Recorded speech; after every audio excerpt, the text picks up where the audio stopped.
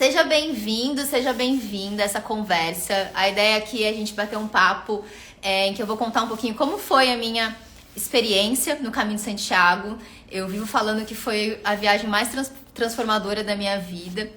E muita gente, assim, ao longo dos momentos que eu tava ali compartilhando como foi a minha experiência, foi me perguntando também minha opinião sobre a acomodação, sobre a rota. E eu vivi uma rota, né? Um caminho. Eu fiquei pensando, meu Deus, tem tantas possibilidades. E aí eu descobri a Andréia Prestes, que eu vou chamar já já. Inclusive, deixa eu ver se a Andréia já chegou por aqui. Já chegou. E, Andréia, já te chamo, tá? E deixa eu só contar como que eu conheci a Andréia antes de chamá-la. Eu estava em uma guest house e aí eu vi um livro de fotografia. E um livro lindo sobre o Caminho de Santiago. E aí eu tava falando com a anfitriã dessa guest house, eu tava no Caminho de Santiago, e ela falou que era de uma fotógrafa, jornalista incrível, que sempre passava por lá e que tinha, assim, se encantado, se apaixonado pelo Caminho de Santiago e que agora fazia esse caminho várias vezes, inclusive levava grupos junto. E aí eu falei, gente, eu preciso conhecer essa pessoa quando eu voltar. E quando eu voltei, foi isso que eu fiz, né? Fui pesquisar, conheci então a Andréia do Caminhos pelo Mundo. Ela vai contar um pouquinho mais sobre o que ela faz, o que a motivou a começar essa jornada de fazer vários caminhos de peregrinação pelo mundo. E hoje eu a convidei para estar aqui com a gente, para tirar todas essas dúvidas que a gente tem. Então vamos chamar a Andréia. A Andréia tá por aqui. Olá, Mari! Olá, todo mundo! Boa noite! Boa noite, Andréia. Ai, que alegria estar com você. Muito obrigada mesmo por topar participar. Gente, só um parênteses, estava conversando com a Andréia, ela estava no meio de um caminho quando a gente começou a conversar sobre essa live, não foi? Exatamente, tá? Recém cheguei, na verdade, da Itália. Fui lá descobrir um caminho um tanto ainda pouco divulgado, mais os italianos mesmo que conhecem, o caminho materano. E eu tô tão ainda assim, ó, que eu tô com a camiseta. Que demais! É lindo, gente. É no sul da Itália. Eu fui primeira vez na Itália ano passado e conheci esse caminho. Então, assim, ó, tô apaixonada. Mas, assim, eu sou suspeita porque sou apaixonada por caminhos, de uma forma geral. E a Mari foi picada pelo bichinho dos caminhos, né, Mari? Andréia, eu preciso dizer que eu fui picada pelo bichinho dos caminhos.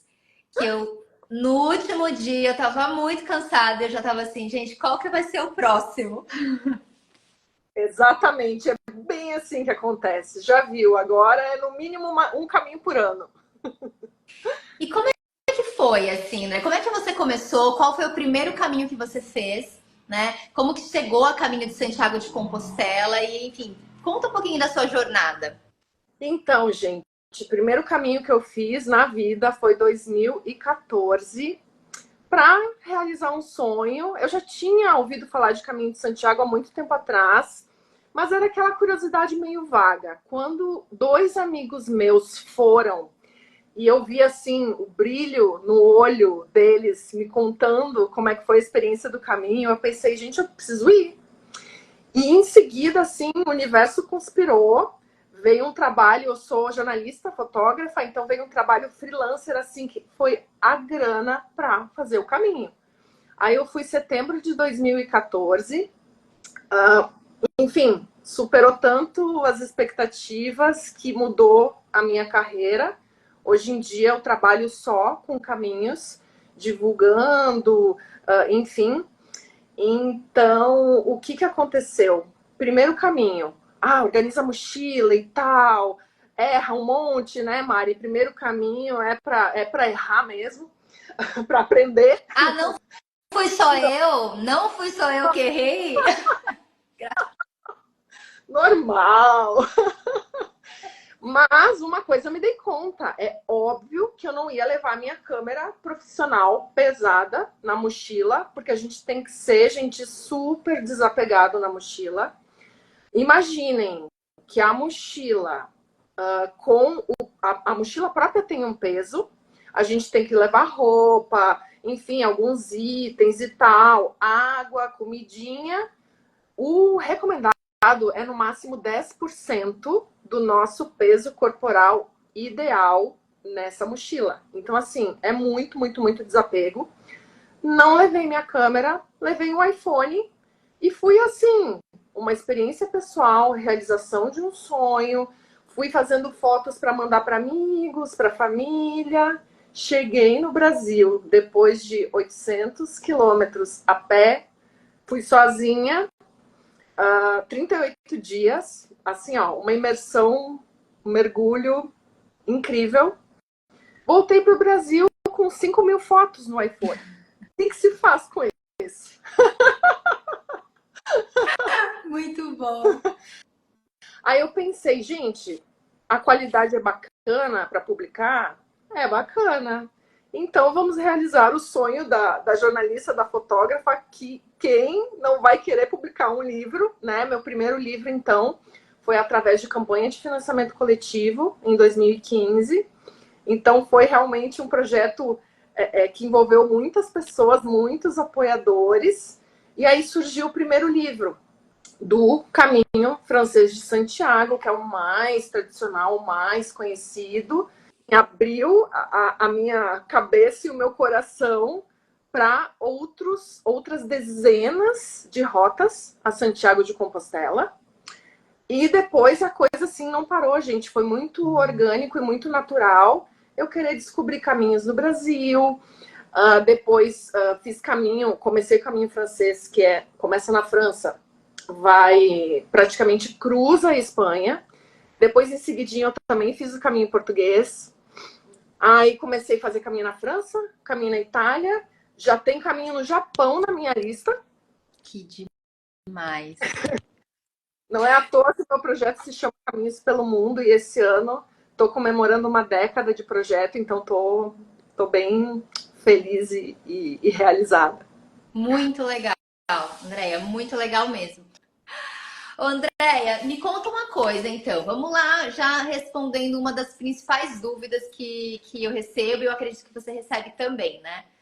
Em 2014, você fez seu primeiro caminho, você fez sozinha, 800 quilômetros, certo? Que foi o caminho francês. Você considerou um trajeto seguro para mulheres? Como você vê isso hoje?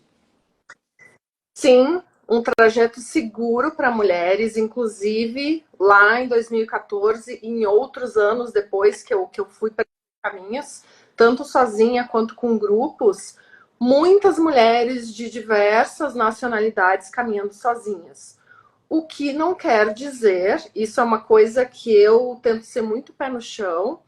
Caminho de Santiago, qualquer peregrinação, é algo transformador, é incrível. A gente conhece pessoas maravilhosas, mas ainda estamos no mundo real. Então a gente precisa se cuidar, ainda mais, né, mulheres sozinhas. Então tem algumas dicas, sim, de segurança. Por exemplo, o que eu diria? Tem muita gente que gosta de começar a caminhar antes de amanhecer. Então, assim, tá caminhando sozinha? Não, espera, né? Ter uma luz e tal. Tenta caminhar em alguma rota que tem um certo trânsito de peregrinos, para você ver alguém sempre ali no campo de visão e tal. Tenta não ficar completamente sozinha. E assim, a gente tem que também cuidar dinheiro, passaporte, enfim, o que for realmente importante, tá sempre junto do meu corpo. Tô dormindo, vou tomar banho e tal. Tem aquelas doleiras, aquelas pochetes internas. Usa aquilo, sabe? Fica mais tranquilo e tal. Por exemplo, um albergue público ou com quarto compartilhado e tal. Vou carregar meu celular. Leva o powerbank. Deixa o powerbank carregando. Ou tem muitos albergues hoje em dia, se não for um quarto privado, hoje em dia tem muitos albergues que tem a tomada individual para cama, seja a cama beliche, né? Cada uma tem a luzinha individual. Ok, deixa carregando ali o celular. Mas eu sou muito da prevenção. Ao mesmo tempo, eu sou muito de vai lá, vai com medo mesmo, sabe? Claro, né, gente? A gente tem um pouquinho de receio, mas vai realizar um sonho, a gente vai se superar e vai ser incrível.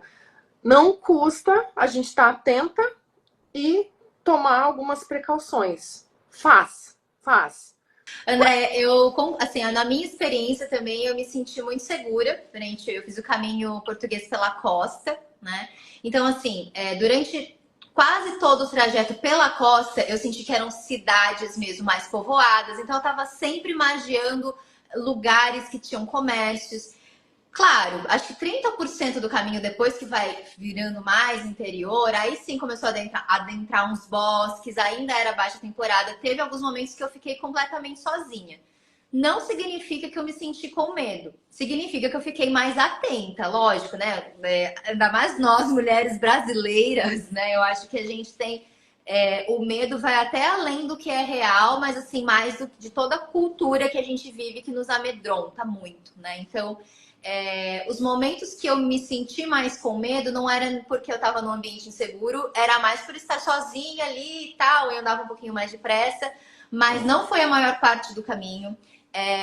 E isso que você falou é bem verdade. Eu vi que, inclusive, pelo menos na minha experiência, a maioria das pessoas que estavam sozinha eram mulheres. Então, eu vi muitas mulheres caminhando sozinhas, assim, e eu me senti bem encorajada também por conta disso, por conta desse movimento. Bem interessante. Sabe que uma coisa bem interessante também, eu venho acompanhando muito os caminhos de Santiago, descobrindo, estudando outros caminhos desde 2014. Então tem algo interessante acontecendo, principalmente lá nas rotas a Compostela, que aos poucos, ano a ano, o percentual de público feminino vem aumentando, e eu não vou me lembrar agora que ano, mas ultrapassou a quantidade, né, percentualmente ali de público masculino. Então, é muito interessante que realmente, né, as mulheres estão se encorajando e realizando esse sonho. Muito legal. E aí, fazendo um gancho, né, disso que você trouxe, da necessidade de ter alguns cuidados, claro, independente se você está sozinho ou não, você falou sobre os albergues. E isso também é uma dúvida bem comum, né, da galera que nunca fez. Onde eu vou ficar? Eu vou ficar num albergue? É privado? É coletivo? Tem hotel? Quais são os tipos de acomodações? Conta um pouquinho como você se organiza geralmente, Andréia. Eu já fiz de tudo, já experimentei de tudo, né? Mas assim, em geral, Caminho de Santiago tem os albergues públicos, que em geral ou são da prefeitura, do governo, ou é de alguma paróquia, alguma igreja. Esses são os públicos, não aceitam reservas. Normalmente são os mais baratos, em torno de 8 euros a cama, num quarto compartilhado, normalmente um dormitório com beliches, banheiro compartilhado também. Então, esse é o tipo de hospedagem mais simples. Depois a gente tem os albergues privados, que aí vai variando de 12, 15 euros a cama. Pode ser também quarto compartilhado, mas eu fiquei muitos privados, por exemplo, que em vez de beliche é só simplesmente cama de solteiro, né? Então tem algumas alterações assim de perfil, de formato. Às vezes um albergue privado tem quartos privativos também, com banheiro exclusivo. Já fiquei, inclusive, em albergue privado com, né, que eu peguei um quarto, por exemplo, duplo com algum amigo, alguma amiga peregrina, que no banheiro tinha até banheira. Então, assim, Uau! mundo peregrino. Depois de um dia de caminhada, uma banheira. Nossa, é o sonho. Tem, como a gente passa, tem muitas cidades durante o caminho, que às vezes é mais turística, uma cidade maior, tem Airbnb, tem pousada, tem hotel. E no Caminho de Santiago tem, inclusive, alguns lugares que se chamam paradouros, que é assim, meu Deus, negócio 4, 5 estrelas, que é algo super característico e sofisticado. Então, assim, tem para todos os gostos. Eu super entendo quem, ai, tenho dificuldade para dormir, eu não quero albergue. Ok, tem como fazer dessa forma, mas uma experiência de albergue, podendo, por exemplo, fazer uma janta comunitária, todo mundo junto, ou você cozinhando e daqui a pouco convidar alguém para jantar junto com você, ou você é convidada, ou todo mundo está cozinhando, todo mundo junta comida em cima de uma mesa grande. vários países ali reunidos. Esse tipo de experiência, acho que assim, não tem o que pague. Então, eu sugiro muito, quem vai fazer um caminho pela primeira vez, tenta variando, tenta experimentando. Ah, daqui a pouco não gostei, mas experimenta. Uma noite. Eu, no meu primeiro caminho, eu fiz mais ou menos, tipo, 5 noites num albergue coletivo, público ou privado. E aí, não, agora eu quero um quarto só para mim, ou dividindo com uma pessoa conhecida, pronto, já descansei um pouquinho mais. Dá para ir jogando com isso, né? Não. Muito legal.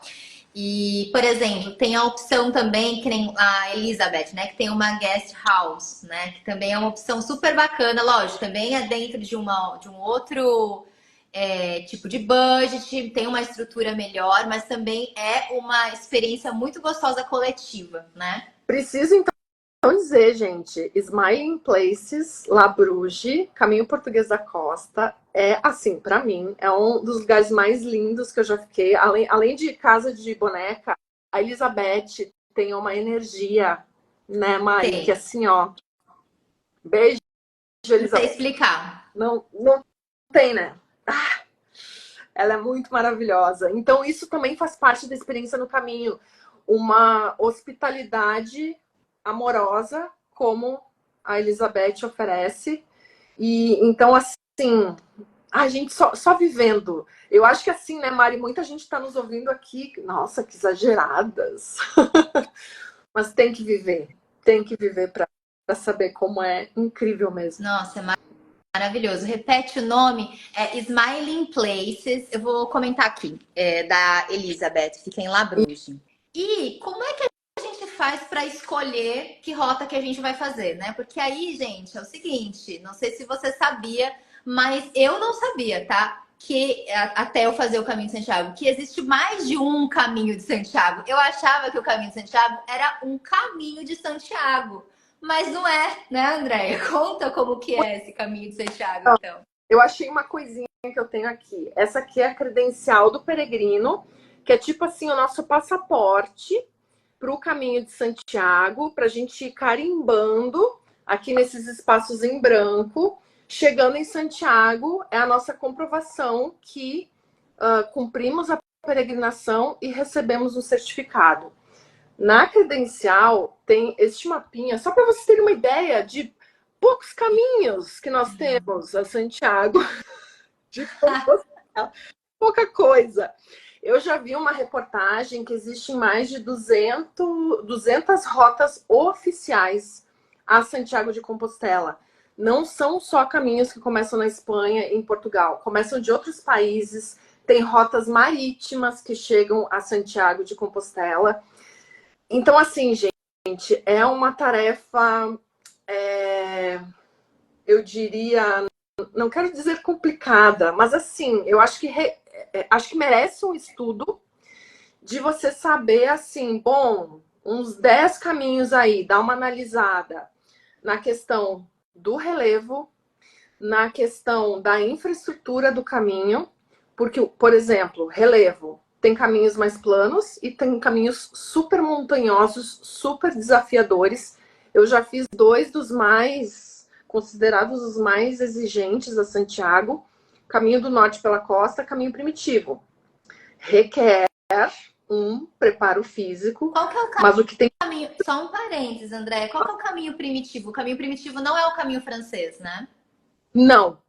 O caminho francês é o que começa lá em Saint-Jean-Pied-de-Port, no primeiro dia, e segue 800 quilômetros, praticamente atravessando a Espanha. O caminho primitivo, ele começa em Oviedo, que é nas Astúrias, então ele é super montanhoso ali naquela região, e na verdade o primeiro caminho de Santiago mais antigo foi esse, porque o rei, na época em que descobriram os restos mortais lá em Santiago do apóstolo, a primeira pessoa que foi fazer essa peregrinação a pé, prestar suas homenagens, foi o rei da época, lá das Astúrias, que veio de Oviedo, 320 quilômetros até Santiago. Então, assim, é super montanhoso, Mas o que eu digo, os caminhos mais montanhosos, de serra e tal, são mais difíceis, mas vale cada vista que a gente tem, cada paisagem maravilhosa. Então, isso é um item bem importante para a gente considerar. O que a Mari fez foi o caminho português da costa, né, Mari? Isso. É um dos caminhos mais planos, claro, até porque vai ali margeando o oceano, então não tem nada tão montanhoso. O caminho francês tem, assim, digamos, os dois maiores obstáculos, vamos dizer, do caminho francês é os Pirineus no início e o Sebreiro lá no final. Então, assim, mas são caminhos que têm uma boa parte plana. Então, isso é bem importante de avaliar. Tá. Outra coisa, a infraestrutura do caminho. Isso é bem, bem importante, porque, assim, tem caminhos que tem uma cidade, alguma cafeteria, algum armazém de 10 em 10 quilômetros, de 5 em 5 quilômetros. Fica super tranquilo. Mas tem caminhos, por exemplo, um que está na minha lista, o Caminho de Santiago, que eu ainda não fiz, é o Via de la Plata. Começa lá do sul de Sevilha, na Andaluzia. É em torno de 1.000 quilômetros até Santiago. Mas o que acontece? Tem lugares para dormir em algumas regiões de 40 em 40 quilômetros. Não dá. Eu não consigo. Para mim, Meu não. Deus! Ou de vai que dá. Hoje eu vou dormir aqui mesmo, no chão, na estrada. Não dá, né, gente? Outro exemplo, Caminho Materano, esse que eu fiz agora no sul da Itália, na Puglia, na Basilicata, lindo, uma paisagem diferente, muita história. O objetivo desse caminho é Matera, que é simplesmente a terceira cidade mais antiga do mundo. É uma loucura de linda, porque tem as moradias escavadas na rocha. Assim, é linda, linda, linda. Mas esse caminho é um pouco recente e alguns dias de caminhada não tem nada, não tem nem como reabastecer água. Então você tem que estar ciente, preparado de que, bom, eu vou ter que levar na minha mochila comida pro dia todo, água pro dia todo. Então acaba se tornando mais exigente, trabalhoso, pesado. Mas se você está preparado e consciente, ok. Se não, vê um caminho aí com mais infra. Por exemplo, outra coisa, né, gente? Quem tem um sonho de caminho sempre pensa no caminho de Santiago. Mas aqui no Brasil a gente está cheio de caminhos. Caminho da Fé, por exemplo, aqui, Minas, São Paulo, tem uma super infra de pontos de apoio. Então, durante um dia de caminhada, vai tendo lugares para a gente se reabastecer, né? Aí, Mari, em Floripa, tem um caminho que se chama a Volta da Ilha. Não sei se você já ouviu falar. São uns 8 dias de caminhada. Imagina que lindo que deve ser. Eu ainda não fiz, né? Mas então, assim, só para que, né, vocês saibam que tem muitas opções. Que é um sonho, muita gente tem esse sonho e acha, né, Maria? A gente estava comentando. Ah, será que eu vou conseguir? Precisa ser atleta para fazer o caminho? Não, e dá pra gente se preparar também um pouquinho antes, né? Exatamente. Tem várias formas E de realizar esse sonho. tem muito, muito, assim. Isso eu vi muito ao longo do caminho também. Pessoas mais idosas caminhando, pessoas mais jovens. Eu vi um senhor de idade com uma pessoa mais jovem que eu imaginei que fosse avô e neta. Então é muito bonito, é muito emocionante você também ir vendo a história das pessoas, né? E aí falando um pouquinho disso também, né? Saindo um pouco dessa parte prática, né? Do técnico, mas da vivência, né? Da experiência, do propósito do caminho para cada um, assim. Eu fui para o caminho com um propósito muito específico, né? O ano passado foi um ano muito desafiador para mim. Eu vivi um processo de burnout, um processo de depressão e algo que eu nunca tinha vivido na minha vida e que foi algo assim que me colocou num lugar que eu jamais imaginei estar. E quando eu me senti pronta para voltar para o mundo e quando eu me senti pronta, me sentir melhor, eu tive muita vontade de fazer uma viagem sozinha, uma peregrinação em que eu pudesse agradecer pela vontade de viver novamente. Então, o caminho de Santiago, para mim, foi isso, né? Tanto que, assim, em muitos momentos do caminho de Santiago, eu até escolhi algumas regalias, alguns benefícios, alguns luxos, fiquei em alguns hotéis. E depois até conversei com algumas pessoas, né, que ficam de uma forma muito mais simples. Eu falei, olha, nesse caso, essa jornada para mim foi uma jornada muito de resgatar um lugar, de me sentir bem com a vida novamente, assim. E conhecendo outras pessoas no caminho, eu vi que cada um estava lá por um motivo, né? Uns estavam lá para agradecer por um novo momento, alguns estavam lá para buscar uma nova fase de vida. O que você vê quando você está indo pelo caminho? Que tipo de história você conhece também, Andréia? Ai, Mari, nossa, são tantas, são tão diversas assim, mas eu vejo muitas pessoas buscando o caminho justamente como você buscou, em algum momento significativo da vida, né? Alguma ruptura, alguma perda, algum luto. Mas eu digo assim que, por mim, na minha utopia, seria muito bom que todo mundo tivesse a oportunidade de experimentar o caminho, pelo menos uma vez na vida, simplesmente para experimentar uma vida mais simples. Eu sinto que a gente às vezes está muito num piloto automático, é marketing, é consumo, é trabalhar, trabalhar, né? E daqui a pouco para comprar uma coisa que a gente nem precisa, nem vai usar, ou enfim. Então, eu acredito que a experiência do caminho é muito para a gente voltar um pouquinho para nossa essência, ver que a gente pode ser feliz com muito, muito, muito pouco, né? E que a gente pode, nossa, ver assim um milagre nas coisas mais simples, na natureza, nas paisagens, no olhar, no sorriso do outro peregrino. Eu acho que a gente se conecta desde um outro ponto, algo muito mais de origem, algo muito mais simples. Então, é algo que eu, assim, adoraria que todo mundo pudesse ter experiência de, assim, pelo menos 2 semanas. Que isso também, né? Às vezes a pessoa não tem muito tempo, né? Não tem muitos dias de férias, e às vezes vai para um caminho e talvez fique um pouco na superficialidade da experiência, sabe? Porque eu acho que no início, os primeiros dias, a gente ainda está muito no turbilhão, se adaptando, como é que eu faço? A cabeça ainda tá, né? Então a gente vai conseguindo, acho que, baixar o ritmo e realmente se entregar para essa experiência, que talvez o mais valioso seja, em primeiro lugar, conexão com a gente mesmo, né? Da gente se ouvir, enfim, acontece com muitos peregrinos da vida inteira passar pela cabeça, né? E aí a gente vai ter algum encontro, eu acredito que é um encontro mais genuíno, a gente se conecta de outra forma com outro peregrino.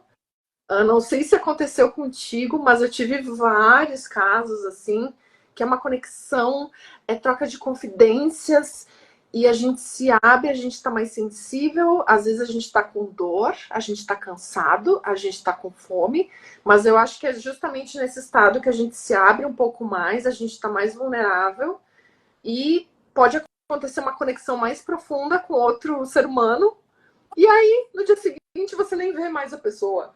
Né? É um É desafio. incrível, é muito maluco isso. Olha quem entrou nessa live, se não é Elizabeth, que estávamos falando de você agora, tá? Da Smiling Places. Elisa, você tá por aí? Que saudade que a gente tá de você. Um beijão. A gente tava falando aqui que seu lugar é um dos lugares mais especiais que a gente já passou na vida. Olha, que gostoso estar ter você por aqui. Vai voltar, né, Mari? Vou, Vamos voltar só. vou ter que voltar.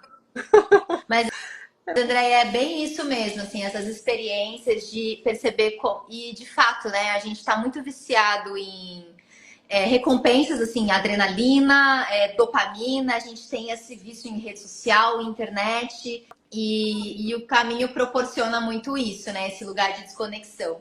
Inclusive, eu vou contar um segredo aqui que eu nunca contei pra ninguém, né? Porque eu fiz porque eu fiz a série, né, do caminho ali, enfim, acabou virando uma série. E o pessoal foi acompanhando a jornada dia após dia. Mas eu vou confessar uma coisa pra vocês, gente. Aquilo lá que eu postei depois que eu já tinha terminado o caminho de fato. Eu sou, Porque eu quis. Hã? eu sou dessas, adoro. Tô contando, tô revelando a verdade, gente. Porque, de fato, eu quis me desconectar durante esses primeiros dias. Não tem problema, não tô julgando quem tá postando também. Enfim, cada um tem sua vivência mesmo. Eu tava muito assim, a fim de desconectar total, então desativei. Até falei pros meus amigos, gente, ó, não me mandem mensagem, vou deixar um ponto de contato que eu vou mandar mensagem para essa pessoa e vocês perguntem para ela se eu tô viva, né? Então, durante 12, 13 dias eu fiquei mais offline. Aí depois eu fui contando, fui editando os vídeos ao longo, às vezes eu tava descansando. E depois que eu tinha terminado, aí sim eu postei. E foi muito gostoso mesmo fazer esse processo de desconexão e ao mesmo tempo de celebração, assim, de tudo ali que tá vivo ao redor da natureza das pessoas. Então, de fato, é muito, muito, muito transformador. Muito legal mesmo. Andréia, tem várias dúvidas aqui na caixinha de perguntas. Deixa eu ver algumas que eu acho que a gente poderia responder. Ah, legal. Melhor época, essa pessoal pergunta bastante também. Qual que é a melhor época para ir, né? E aí, trazendo um pouco da minha experiência. Eu fui no final de março, início de abril. Já não é o invernão, né? Então, assim, só que tava bem chuvoso. Então, metade do caminho... A minha amiga, a Valéria, minha sócia. Os amigos preocupados aqui, a gente desesperada, querendo notícias. Quando eu fui, metade do caminho que eu fiz, choveu e ventou muito, assim. Eu acho que numa próxima... Lógico que não tem como prever, né? Mas num próximo caminho, talvez eu fizesse em maio, junho. Não sei se isso muda muito. Me conta você o que você acha, assim. Primeira coisa, eu acho que o clima tá doido, né? A gente maltrata tanto o planeta que agora o clima tá doido. Gente, eu sou de Porto Alegre, né? Então, assim, o que aconteceu recentemente lá, enfim. Então, o que eu digo? O que eu costumo dizer? Épocas de temperaturas amenas é melhor. Ou seja, Caminho de Santiago. Eu acho bacana final de abril. Acho que a Mai já pegou um belo friozinho aí, né? Na tua época. Também, além da... Se bem E aí tem que levar muita roupa também, né? Quando tá muito frio. Sim. E se bem que, em geral, também, caminho pela costa, às vezes não chega a ser tão gelado quanto caminho mais no interior. Mas, em geral, o que eu digo? Final de abril, maio, primeira quinzena de junho é bacana, por temperaturas amenas. Setembro, outubro também, né? Outono, que é o inverso, né? No hemisfério norte. Ou então primavera ou outono. No verão, eu já tive a oportunidade de fazer caminho em julho, em agosto, porque eu já estava na Europa, pensei, vou aproveitar que eu tô aqui. Gente, é calor, muito, até em alguns momentos realmente de perigo de passar mal mesmo. Além do que é época de férias, então em muitas cidades, muito turista, muito peregrino. Eu já tive problema em algum caminho que eu fiz em agosto, foi o caminho do norte pela costa. Cheguei no lugar, não, eu tava na fila do albergue. Aí tinha umas 5 pessoas na minha frente. Chegou na segunda pessoa, assim, lotou. Tá, vou procurar outra hospedagem na cidade. Nada. Na cidade inteira. Airbnb, Booking, hotel, nada. Eu tive que pegar um ônibus, voltar para a cidade anterior, dormir. Né? Então, assim, época muito quente e muito concorrida. Para os voos, é uma época mais cara, julho e agosto, né? E no final de outubro, tem muitos albergues do Caminho de Santiago que, inclusive, fecham, porque começa a esfriar e realmente o pessoal não vai. ou diminui muito, muito, muito a quantidade de peregrinos, não vale a pena para eles abrirem. Então, assim, novembro, dezembro, janeiro, fevereiro, além de tudo, risco de neve. Não recomendo. Mas eu trabalhei num albergue como voluntária, recebendo peregrinos como hospitaleira voluntária em León, janeiro de 2018. Neve na rua e os peregrinos chegando. Todo dia tinha peregrino. Às vezes era 2, às vezes era 5, meia dúzia. Mas assim, o pessoal tá sempre fazendo. Mas aí, quem quer fazer no inverno tem que ter a consciência dos riscos, que tem que estar mais preparado, equipamentos, roupa, reserva com antecedência, verifica se o albergue está aberto, né? E julho e agosto tem essa questão toda que daqui a pouco vai estar lotado, vai estar chato, sabe? É melhor fazer um caminho mais numa época mais tranquila. Então, de uma maneira geral, eu diria isso, né? Como conselho geral para os caminhos de Santiago, Espanha, Portugal. Legal. Épocas mais amenas, né? Concordo super. Lógico, né, que sempre vai ter as intempéries que a gente tem que estar preparado, né? Chuva, vento, Falou, né? né, Maria?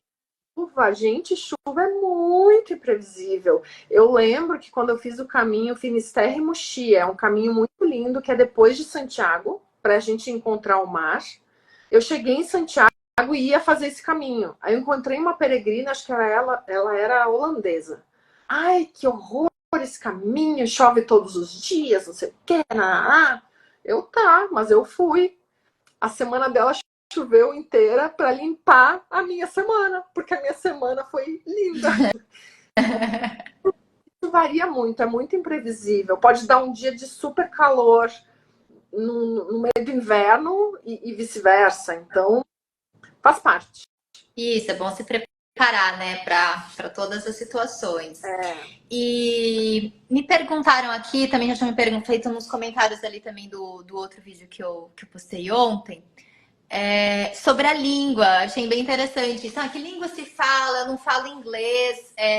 Se fala inglês, espanhol, português? Como que geralmente é a linguagem? Primeiro lugar que eu acho e comprovo, existe Google Tradutor. Então, assim, não é desculpa para nada não falar alguma língua. Mas, assim, gente, a minha opinião, não precisa falar espanhol, né, para ir para um caminho de Santiago, na Espanha, muito menos falar inglês. Mas, se você falar, você vai aproveitar muito mais a viagem. Então, assim, caminho português, né, que a Mari fez o da Costa, eu também já fiz, e já fiz também o caminho português central. Portugal, falando português, atravessou a fronteira para a Espanha, já é a Galícia. Na Galícia, eles falam castelhano, espanhol, mas também o gallego, que é tipo assim o pai do português. Então, eles vão entender se a gente falar português. Até Santiago. Então, assim, quem tá com esse receio, talvez, né, escolher um desses caminhos seja bacana. Mas, escolhendo o caminho da Espanha, Sim. eu acredito que, assim, dá para entender o espanhol, com boa vontade todo mundo se entende. Mas sabendo um pouquinho vai te facilitar. E para mim o inglês facilita a conexão com praticamente todo mundo que a gente vai conhecer no caminho. Alemães, franceses, americanos, ingleses, enfim. Muita gente tem o inglês como uma segunda língua. Então, assim, para quem quer se conectar, conhecer pessoas, vale a pena, gente, investir. Eu comecei, né, os meus caminhos em 2014, eu fui, inclusive, aprendendo durante os caminhos. Que legal. E aí eu disse, ai, desculpa, tô aprendendo inglês, não sei o que, o teu inglês é muito melhor que o meu português. Então o pessoal me ensinava, sabe? Então vale a pena, né? Se você tá se planejando um vocabulário básico de espanhol, aprender um pouquinho de inglês, vai fazer a tua experiência ser mais rica. Eu sinto assim. Concordo super também. No caminho que eu fiz, que foi o caminho da costa, não precisei falar inglês, com, de fato, na parte mais técnica, né, para perguntar com as pessoas locais, mas é bem isso. Se você está conhecendo um peregrino, geralmente você está conversando com uma pessoa que a nossa língua em comum acaba sendo o inglês, né? Alemães, dinamarqueses, enfim, isso é incrível, né? Então agrega demais. Concordo muito, assim. Mais uma pergunta aqui da nossa caixinha de perguntas. Se tem lugares gratuitos para ficar, se hospedagem, se você conhece alguma possibilidade nesse sentido. Uma pessoa falou, não tenho verba, tem alguma possibilidade gratuita? Você Olha, conhece? eu vou dizer, vou contar duas coisas para vocês. Primeira coisa, tem lugares nos caminhos que são donativos, mas donativo não quer dizer gratuito, porque muita gente confunde, né? Então, às vezes, tem um albergue donativo, o que eu geralmente faço e geralmente eu recomendo? É um lugar donativo, mas tem que pagar luz, água, né? Então, assim, tenta deixar um donativo, eles não definem o preço. Então, tenta deixar um dinheiro que seja mais ou menos equivalente ao que você vem pagando. Às vezes é um lugar que você vai dormir, jantar e tomar café da manhã. Isso tem custo, né?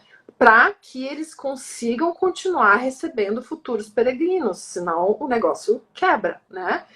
Então tenta deixar um valor ali equivalente ao que você vem pagando, né? Mas,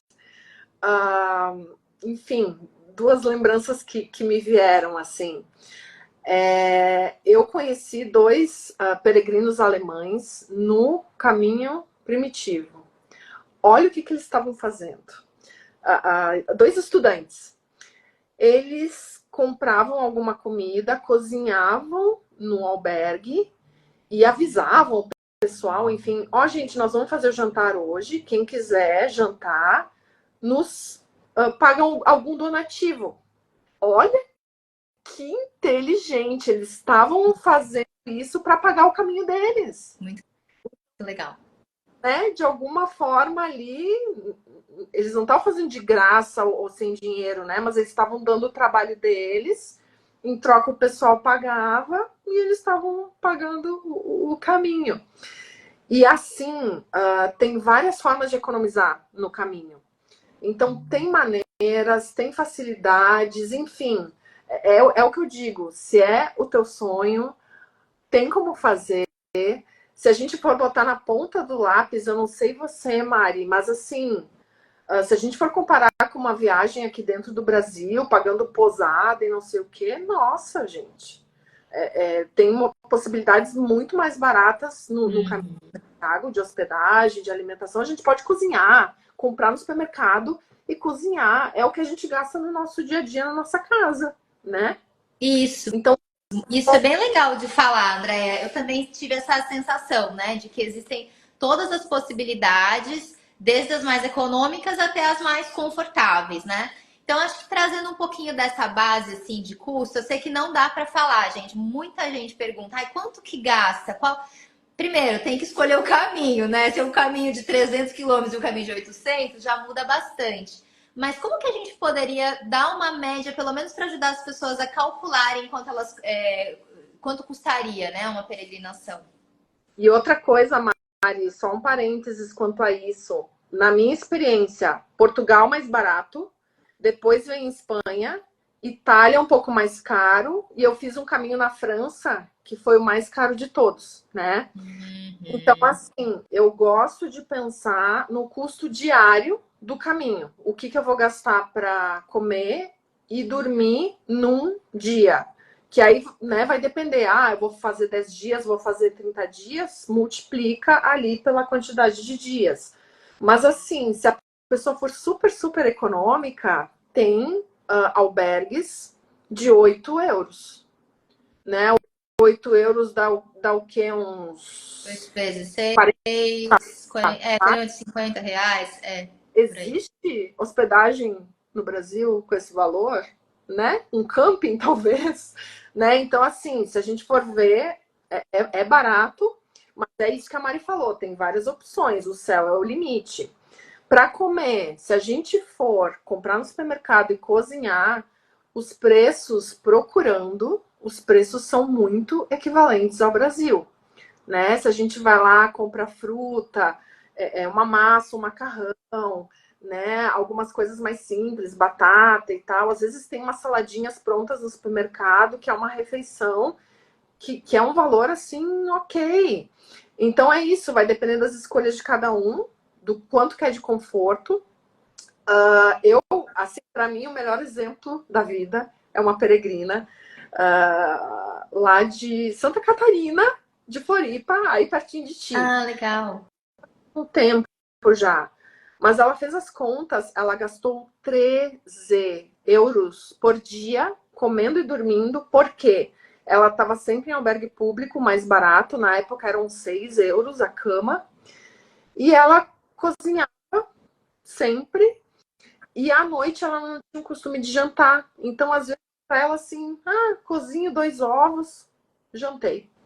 Então, assim, enfim, se a pessoa está disposta a economizar a uma vida realmente super simples, eu diria, Mari, já para, né, tentar englobar tudo, uns 30 euros por dia é possível, até uns 50, 60 euros por dia, para dormir e para comer. Eu não sei se para você bateu mais ou menos isso de valores. Foi, bateu mais ou menos isso. Só que aí eu tive um adicional que foi, eu contratei uma agência para me ajudar na organização. Então, somando com o valor da agência, acaba sobressaindo. Mas tirando o valor da agência, seria mais ou menos isso, de 30 a 50 euros, ficando em guest house, né? Então, assim, algumas opções, como eu falei, um pouco mais confortáveis. Mesclando tudo, daria para fazer 30 euros.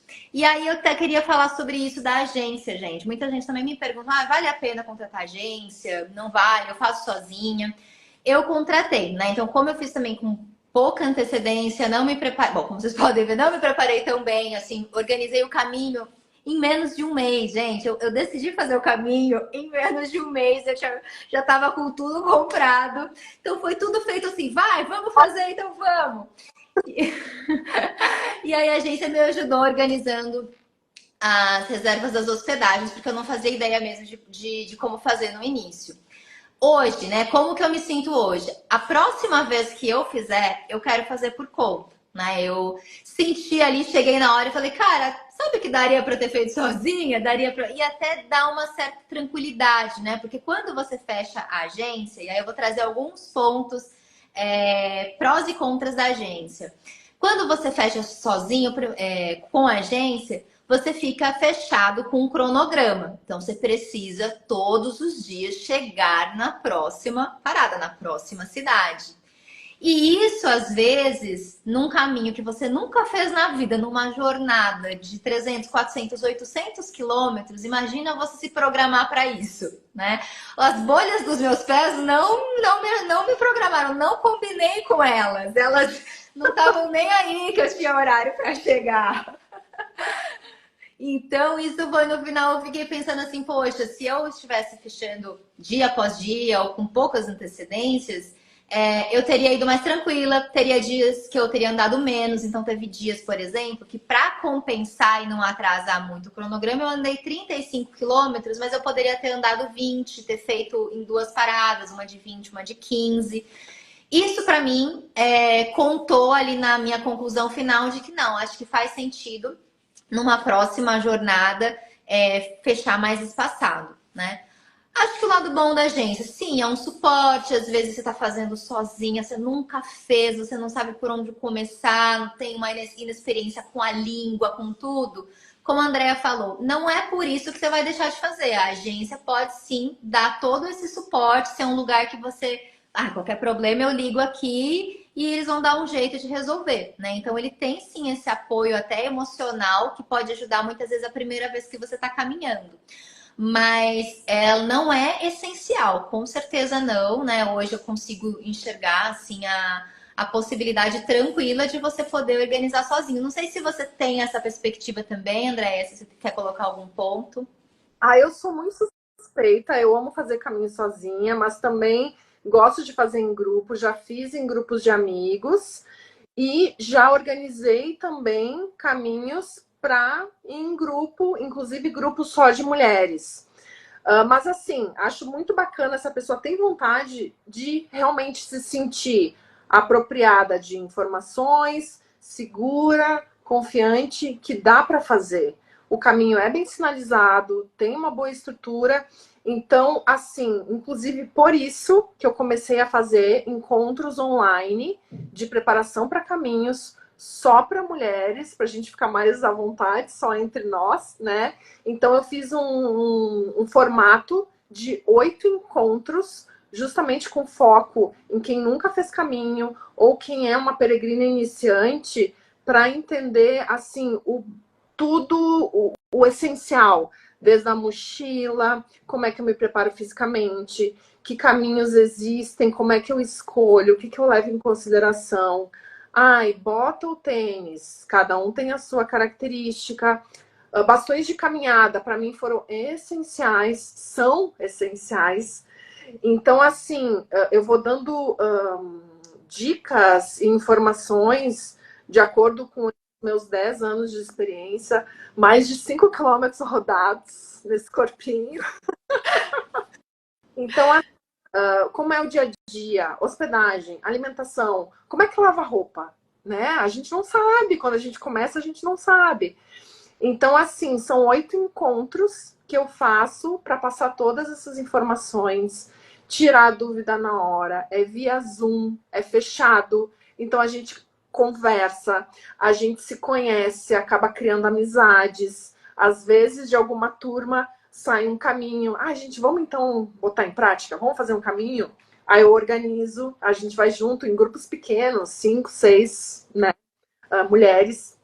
Então, assim, quem quiser, está super convidada, me escreve, que eu mando mais informações de como funciona. Muito legal, André. E aí, gente, de verdade, assim, esse tipo de mentoria que a Andrea faz, para quem quer fazer sozinha, eu acho muito importante, né? Então, por exemplo, eu fechei uma agência que acabou sendo o conforto de eu não ter essas informações. Mas até alguém até pesquisou, alguém falou que a Renata, pessoal, tem a associação que oferece SOS. Então, esse tipo de informação que, poxa, você chegando lá, você tem associações que você pode ligar se você tiver algum problema. Tem, por exemplo, transporte de bagagem, que é feita pelos próprios sistemas dos correios deles lá, você não precisa fechar com uma agência privada. Tem muita informação que depois você fala, nossa, se eu soubesse disso antes. E aí é nessa mentoria que você acaba ganhando essas informações para se sentir seguro, né? Então, eu super recomendo que você faça uma mentoria, se você tiver a oportunidade de fazer com a Andrea. Ah, as vagas estão abertas ainda, Andrea? Sim, estão abertas. Na verdade, assim, Mari, agora, a partir de agora, eu vou fazer um sistema de rotatividade. Então, assim, eu vou tratando dos temas e depois que eu terminar os 8 temas, eu vou recomeçar. Então, na verdade, quem quiser entrar, pode entrar a qualquer momento e ir acompanhando, conhecendo outras mulheres. Daqui a pouco, né, alguma companhia aí para um caminho. A gente vai pensar em caminhos aqui no Brasil, aqui pertinho também. Ó, a Andréia está perguntando qual é o contato da Andréia. É Caminhos pelo Mundo, gente, o meu perfil. Aí vocês me escrevem lá por mensagem, eu passo mais informações para vocês. Legal, legal. Gente, olha só, já vamos entrando aqui nos nossos finalmente. Eu sei que tem muita coisa, né, para falar. Dá uma mentoria mesmo, dá 8 encontros mesmo, por isso que não dá pra gente falar tudo. Mas acho que a gente está pegando aqui, né, o grosso da maior parte das dúvidas. Acho que de quem quer. Ah, uma coisa interessante. Não, dá para fazer de bike também, né, André? Eu vi muita gente andando de bicicleta. Conta um pouquinho sobre isso. Tenho muita vontade de fazer de bike, deve ser uma experiência bem diferente. Um detalhe, tem os peregrinos a pé e os bicigrinos de bike. Tem nome. Então, assim, o que eu acho é mais rápido. Não quer dizer que seja mais fácil, porque dependendo do terreno, pedras, de bike deve ser muito difícil. Mas eu acho válido, tem pessoas que assim amam bike, então, gente, experimenta, né? Eu ainda vou experimentar, espero fazer isso em breve. Mas claro, é outra velocidade. Eu que gosto de fotografar, provavelmente não vou conseguir ver cada detalhe do caminho para fotografar a flor e tal. Então, deve ser diferente, mas válido também. Assim como um caminho sozinha ou um caminho em grupo tem as suas características. Quem puder, gente, prova de tudo um pouco, né? Caminho fora do Brasil, caminho dentro do Brasil. Aqui no Brasil, por exemplo, aqui pertinho, tem o Caminho da Prece, 72 quilômetros, em 4 dias dá para fazer. Tem o Caminho da Agonia, que se eu não me engano são 61 quilômetros, 3 dias faz o caminho. Então assim, faz um teste, experimenta, né? E uma coisa que eu sempre digo, Mari, a gente, principalmente depois que fez, se viciou, o bichinho picou, a gente mantém uma atividade física, uma caminhada, uma academia e tal. Então, assim, gente, é benefício para nossa vida. Não é só, vou fazer um caminho, vou fazer um turismo. Não, a gente se motiva a, né, tá cuidando do corpo, tá cuidando da saúde. Então, é tudo de bom. É muito bom, gente, é muito maravilhoso. E por último, assim, só para fechar, que eu vi também uma dúvida aqui e outra ali na caixinha. Sozinho ou em grupo? E se for em grupo, quantas pessoas no máximo? O que eu tenho que me preparar para ir só para ir em grupo? Gente, o que eu digo assim, primeira coisa em grupo. Cada um tem um ritmo, respeite o seu ritmo, ouça seu corpo. Às vezes a pessoa vai com amigos, ou um casal, ou, né? Combinem. Olha, eu vou mais devagar, vou atrás e eu tô bem. Nos encontramos em tal ponto, ou nos encontramos no final do dia. Ou quando você parar para descansar, me espera que eu chego. Mas assim, em grupo, uma coisa que eu acho muito, muito, muito importante, ninguém forçar o seu ritmo porque tá em grupo. Mas sim, um grupo é muito bacana, tem mais assim segurança, tem um suporte, acaba virando uma família nesses dias de caminho. Mas também quem faz em grupo, cuide para não se fechar no grupo. Porque eu acho que uma das coisas mais incríveis nos caminhos é a gente conhecer outras pessoas também. Então, ai, gente, eu acho que tem que experimentar. Cada um tem as suas características, né, Mari? Por Então, isso que tem 200 rotas, dá para fazer de 200 jeitos. dá para mudar de ideia, dá para fazer tudo. Faz um de bota, faz um de tênis, faz um a pé, faz um de bike. Dá para fazer caminho de Santiago também a cavalo. É reconhecido o mercado, se você quiser fazer a cavalo. Então, assim, é de um tudo. Não, muito bom. Gente, a Andrea tá aqui assim, ó, dedicou o tempo dela pós um caminho. Eu sei que deve estar, né, a rotina e a jornada depois do caminho também é outra coisa que acontece, né? Voltar para a vida pós-caminho, né? E obrigada a você também que veio para essa live, né? Eu queria ter feito isso já há algum tempo, assim, queria conversar com quem estava com vontade. Eu sei que muita gente se inspirou em ver o caminho e eu fiquei muito, muito feliz com isso. E a Andrea também é essa pessoa que eu vejo que tornou a parte da vida dela promover os caminhos, né, Andrea? Porque realmente é muito transformador. Então, quero te agradecer a todos vocês que estiveram aqui. E muito obrigada, Andrea, mesmo, de verdade. Ai, Maria, eu que agradeço todo mundo que participou. Obrigada pelo convite. E estamos agora conectadas, né? Podemos inventar outras coisinhas. E assim, ó, fiquei muito feliz de saber que foi a Elizabeth que nos conectou aí através do meu livro, das minhas fotos. Nossa, isso me deixa muito feliz. E, gente, foco no sonho. Se você quer fazer um caminho, é possível e tem milhares de formas de fazer. Vamos juntas que é possível. Vamos. E eu já vou começar a te acompanhar lá para ver quais os caminhos em grupo que você vai fazer, que eu vou me incluir em algum deles aí, tá, Déia? Vamos. Então tá bom. Um beijo, tá? Boa noite por aí. Bom caminho para todos. Obrigada. Beijo. Beijo.